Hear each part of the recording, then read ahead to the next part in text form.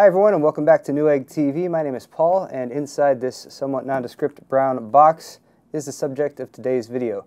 This is an open-air test bed chassis. It is made by DIYPC, and it's called the Alpha-GT3. So here are the contents of the brown box. I should mention that this is a sample that they sent us over, so what you see here as far as packaging goes might not be indicative of what you'll get when you purchase the retail product. You do get some gloves that you can use for computer construction, and you also get some documentation in the form of a user's manual as well as a guide on how to construct this.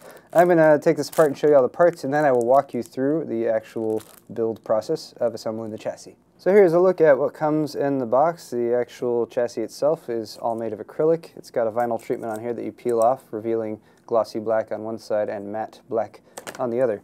The actual support beams are all made of metal, and they're all right there. You get this little box of both motherboard mounting tools and hardware, as well as hardware for assembling the actual chassis itself. You get a support beam, and that will go where your PCI Express graphics cards and other cards will bolt in right to that.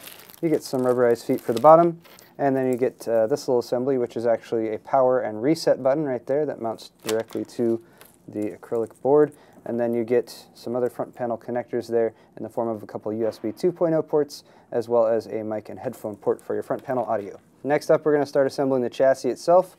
Part 1 is to mount these 4 aluminum supports to the base plate.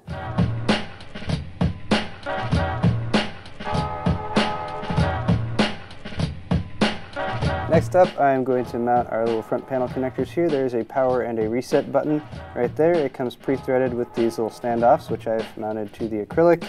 We want to line up the reset switch with the smaller little indentation right there, so it goes this way, if I'm not mistaken, yes. And reattach it like so.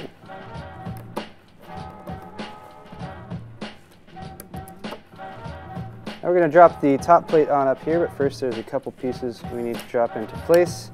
This one right here is actually a fan mount. It's positioned right behind your drive tray, and it just drops into the slot right there. That will allow you to install a sold separately 80mm fan into that mount and direct airflow over your drives. Also here we have a power supply mount, and that's going to fit, pardon me, just like this. They only go in one way, folks. And once those are both dropped in, we can put the top plate on above it, and the hard drive and optical drive cage, as well as these two mounts, should slot into place, and we can secure it with the bolts. And now we are almost finished, but there are these other aluminum supports, and that is to give you a place to mount this PCI bracket. Those are going to mount directly over this. They do have a recessed area at one end, so that helps to account for the bolt that's sticking out right there. You get a little metal piece which you drop in here and bolt into place, and then attach this one right on top of it.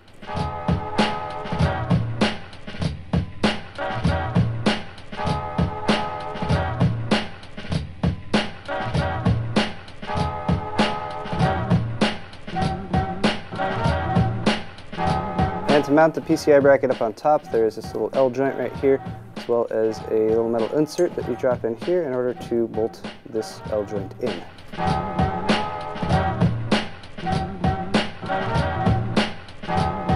And lastly, we mount our PCI support beam right here across the back of these two supports.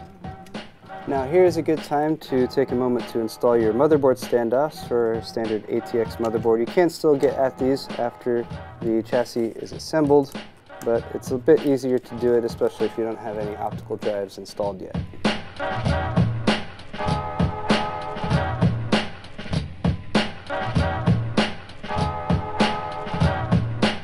And just real quick, I'm going to install our front panel audio connectors as well as USB.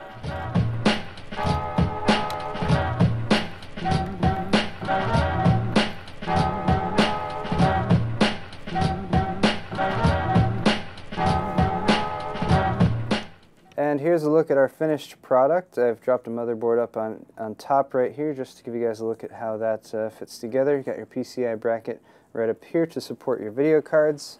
There right in front is your drive cage. Power supply would fit right into this area and mount to this panel right here. And flipping it around to the back, You can see your mounting point there for your 80mm cooling fan for your drives. And that is going to wrap it up for this video. Once again, this has been the Alpha-GT3 made by DIYPC, an open-air PC chassis and test bed made of acrylic, which supports ATX and Micro ATX motherboards.